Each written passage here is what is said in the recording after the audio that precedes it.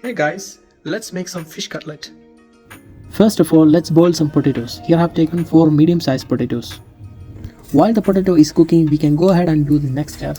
In a pan, add some oil and mustard seeds. When the mustard seeds start popping, you can add the chopped ginger and garlic. Once the ginger and garlic well roasted, you can add the green chilies. Next, I'm going to be adding some easy spices which include cinnamon, cardamom, cloves, star anise, fennel seeds and cumin seeds. Once you roast the easy spices for a few seconds, you can go ahead and add some red onion followed by carrot. Now we can wait for the onion to change its color to golden yellow. This is a Japanese chef knife that I've used to chop veggies in this video.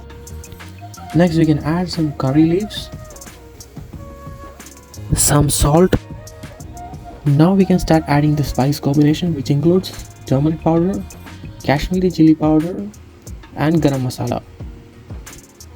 Next we can add the fish. Here I'm using the canned tuna fish. It's always good to use a flaked tuna fish because it's easy to work with. In the beginning of the video we left some potatoes for boiling and it's actually ready. Now we can add that potatoes and mash it very well. If you have a masher, the work is so easy. Next, we have to set aside 2 ingredients, that is breadcrumbs, fine breadcrumbs and some egg.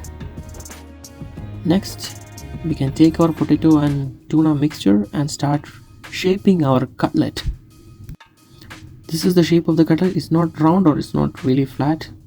So you have to dip it in the egg wash followed by coat it with the breadcrumbs. And we can repeat the same steps for other cutlets. All our cutlets are ready for frying. Here I'm using sunflower oil for frying these cutlets. Now we can add our cutlets one by one. Once we finish adding all the cutlets, we can start flipping it. From now you have to be very careful. Your fire have to be set on a medium flame and you have to flip the cutlet every 30 to 40 seconds.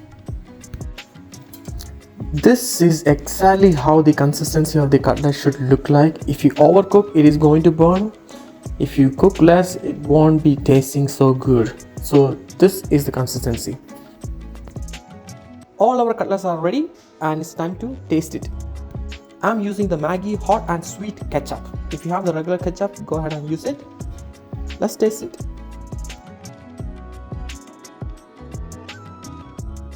To be honest, this cutlets actually tastes really good. You should try this one. Thanks for watching the video guys.